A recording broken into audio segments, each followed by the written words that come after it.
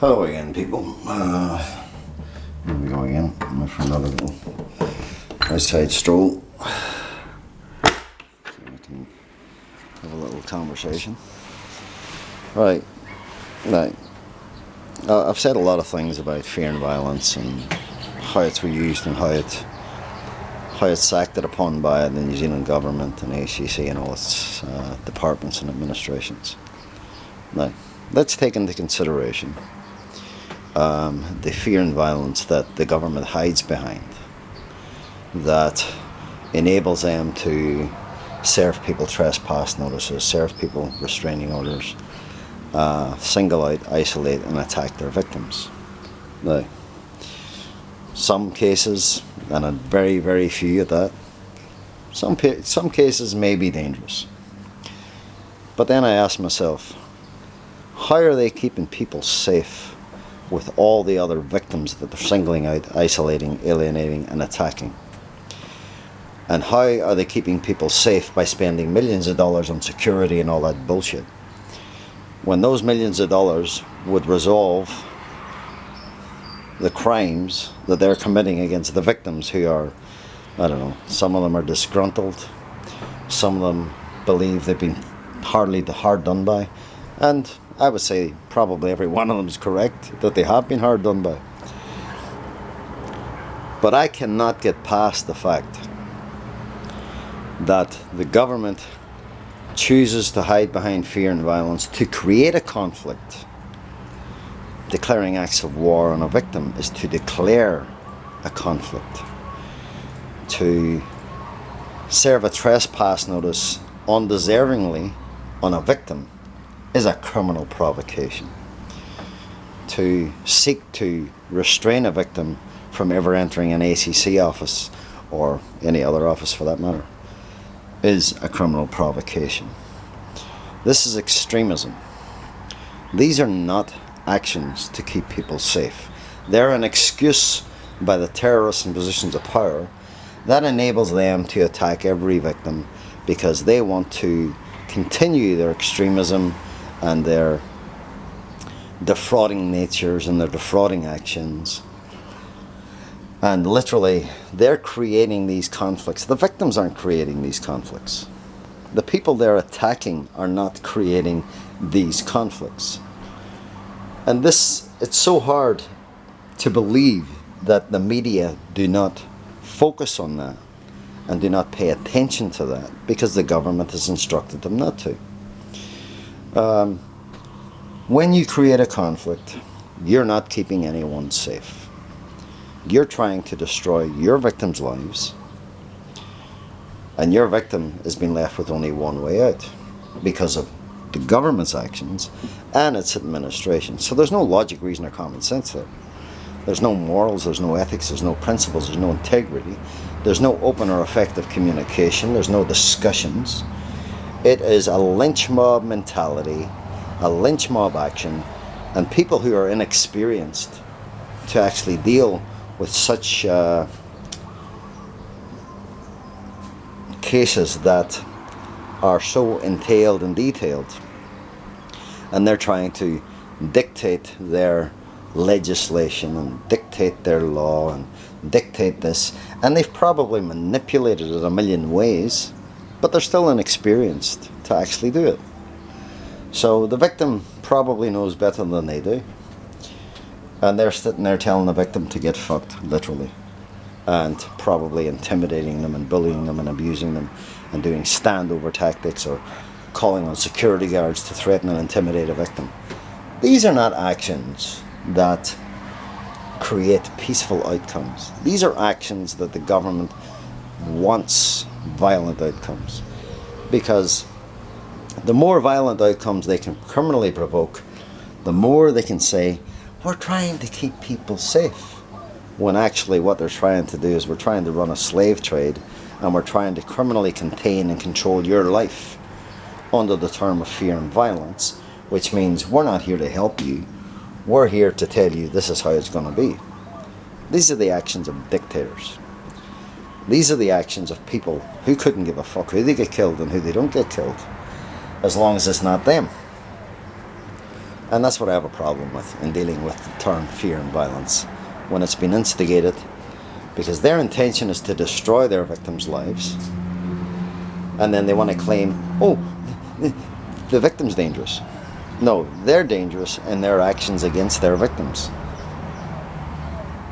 You can't declare acts of war on a victim, like my case, and claim you're trying to keep people safe when you're actually trying to criminally provoke a violent end and a violent outcome. And these are the problems that I have when dealing with such evil, vindictive, belligerent, malicious bastards. And that's what New Zealand is run by. Evil, vindictive, malicious, belligerent bastards. They are running a slave trade. They are running criminal racketeering.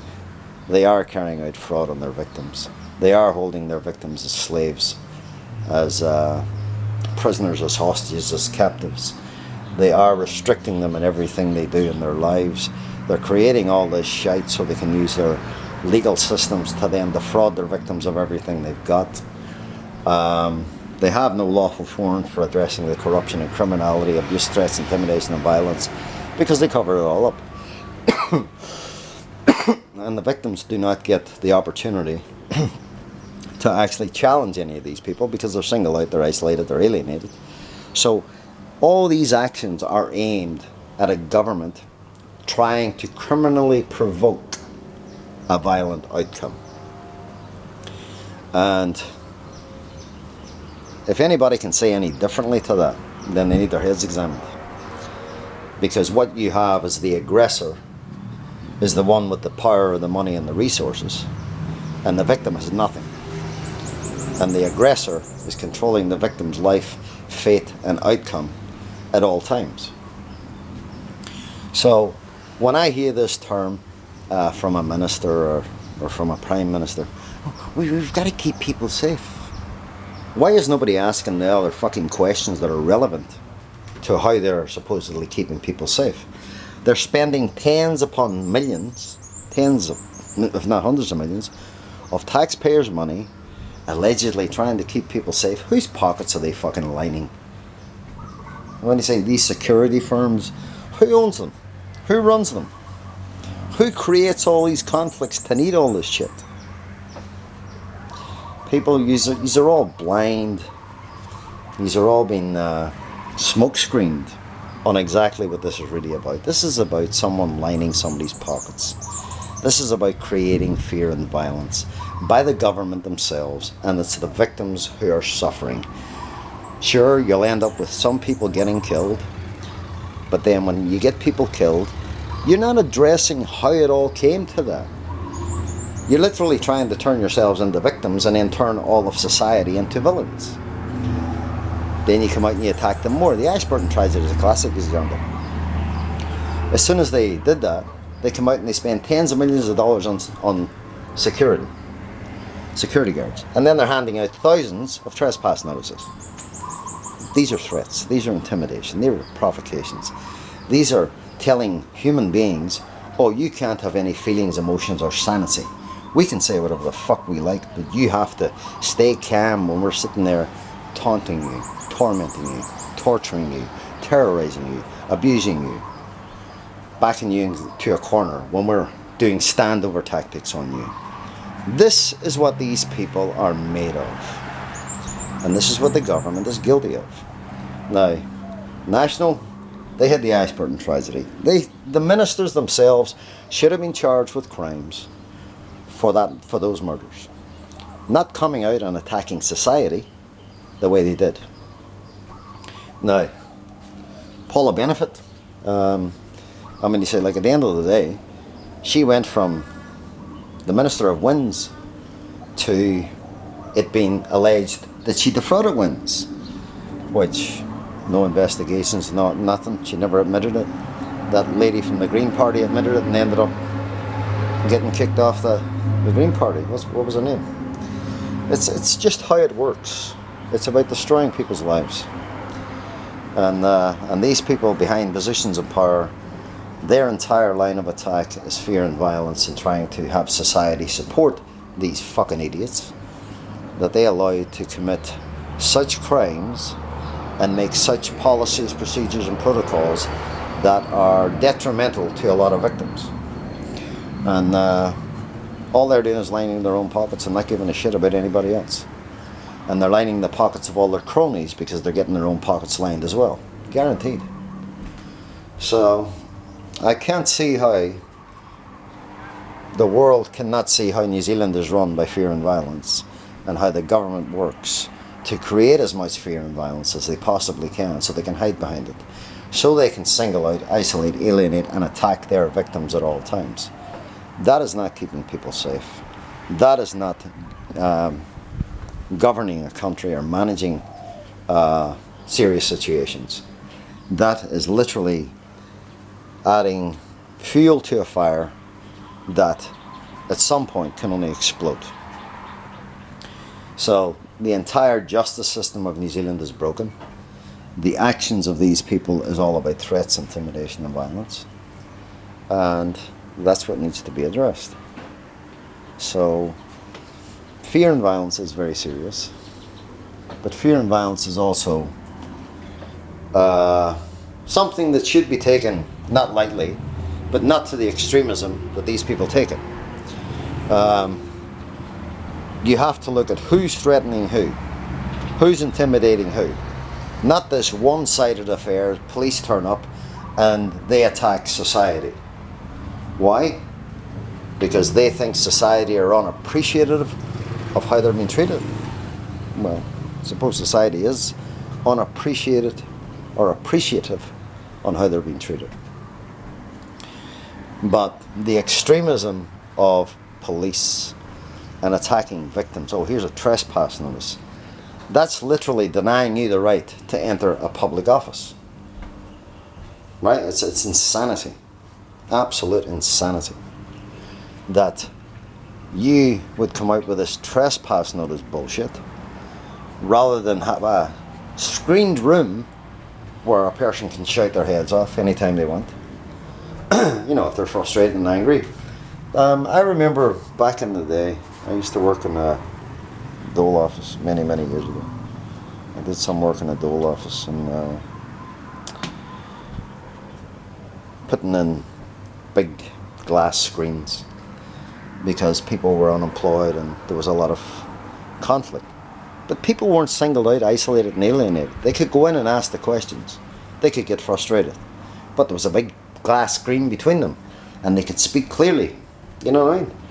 New Zealand doesn't have any of that, but they should have it, because people need to they need to vent their anger, they need to get rid of their frustration. The government needs to spend its money if it wants to keep people safe. Then have glass screens, that's fine.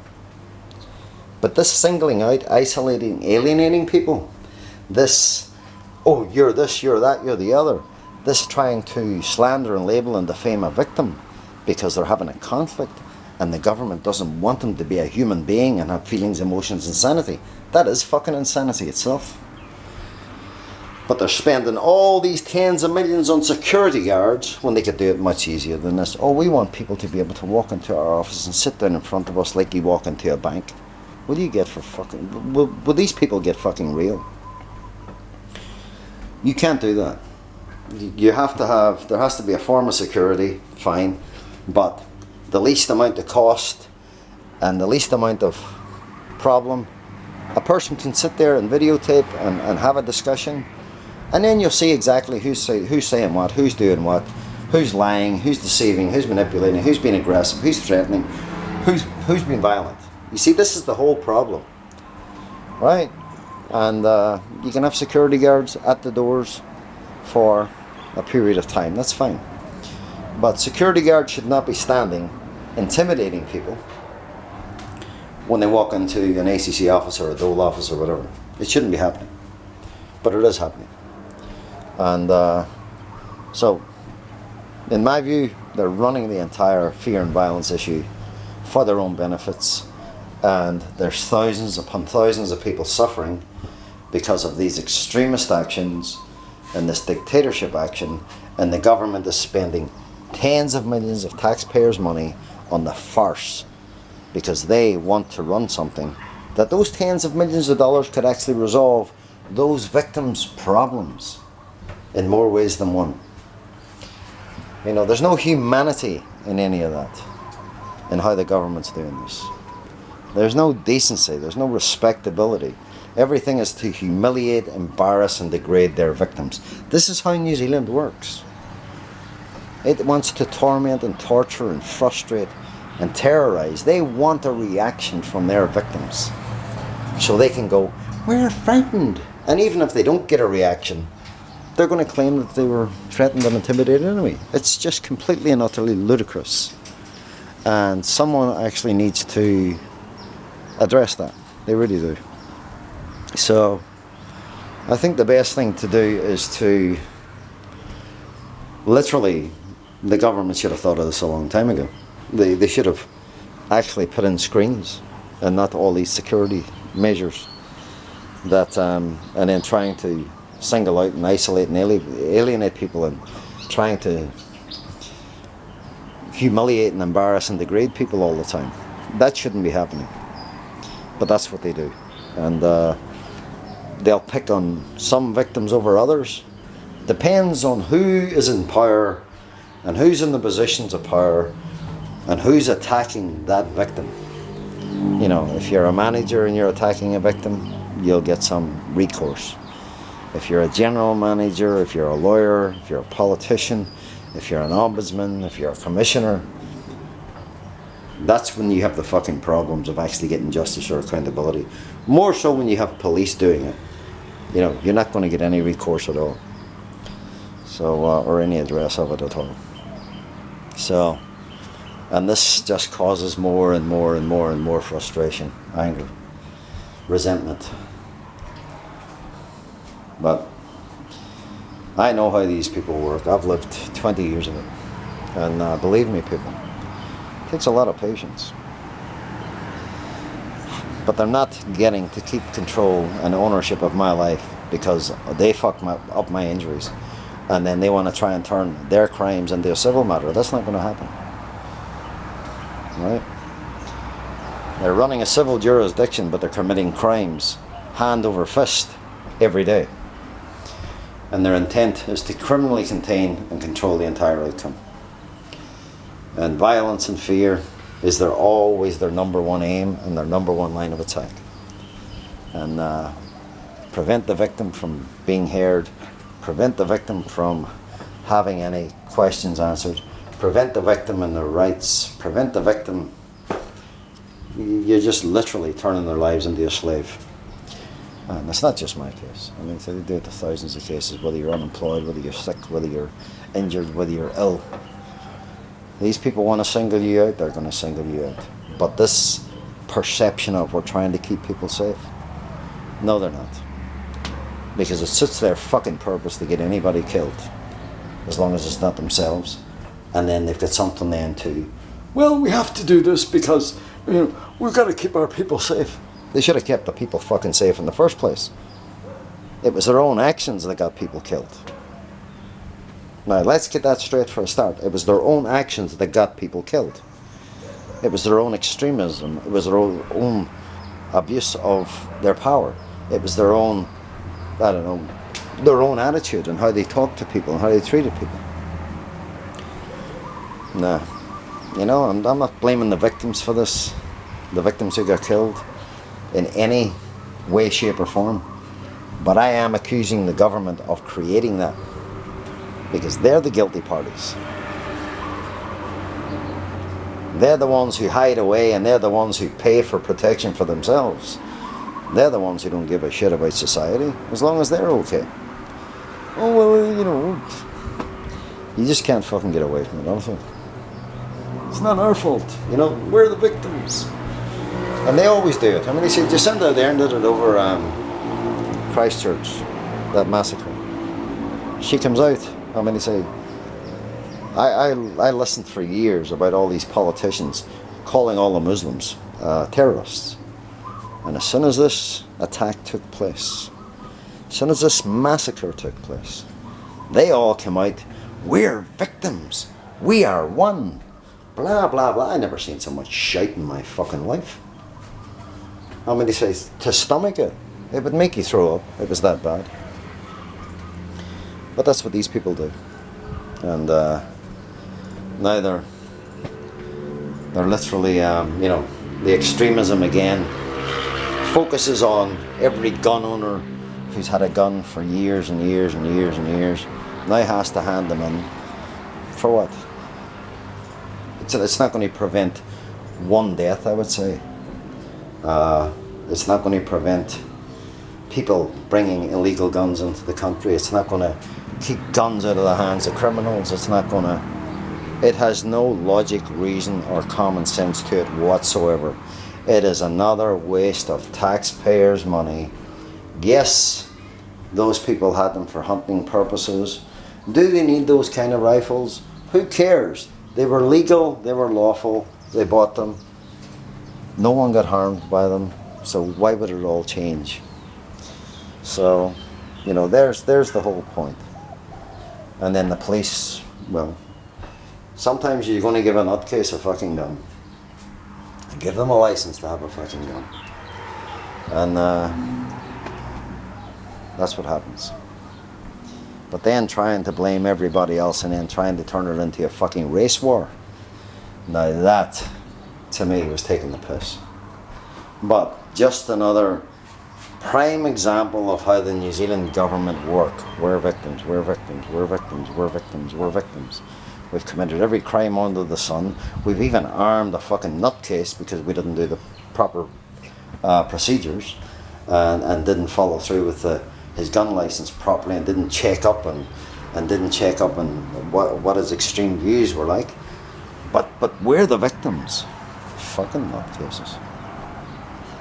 But if that's anything to go by, believe me, that's just how this fear and violence works.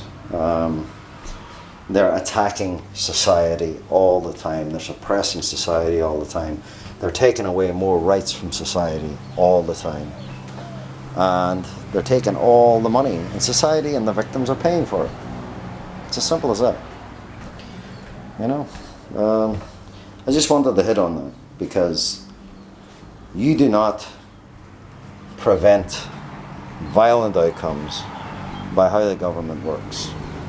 You actually instigate violent outcomes by how the government runs its vigilantism, its lynch mob mentality, its abuse, threats, intimidation and violence, because it's not open to discussing the true extent of their criminalities and how people behave with people, how people react with people, how people, you know what I mean? I've been through it all. You could sit there and say nothing and they will accuse you of saying a million things. They're that fucking big of liars. Anything to save their job, anything to keep them making lots of money. It's ridiculous. Absolutely ridiculous. But it's literally how they work. And there's not really a lot that anybody can do about it because the government's in complete control of it. And the media are not challenging them on it. So that's just the way I view it. Like at the end of the day, I just think they're all full of shit. And they benefit more from violent outcomes than anything else. Because that gives them then the ammunition and the power of the fear and violence to be used to a far greater extent and a far more higher extreme against victims who have no violent history or criminal history whatsoever. These are all lines of attack, and it enables them to commit victimization over and over and over and over and over. You know, and something needs to be done about it.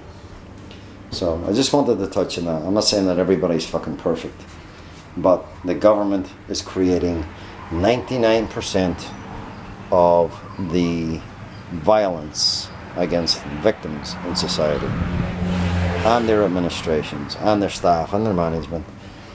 I'm not saying they all go out to create it, but they do with certain people. Or they do with people who have caught them out on a lie, or who have caught them out manufacturing something. They go on the attack.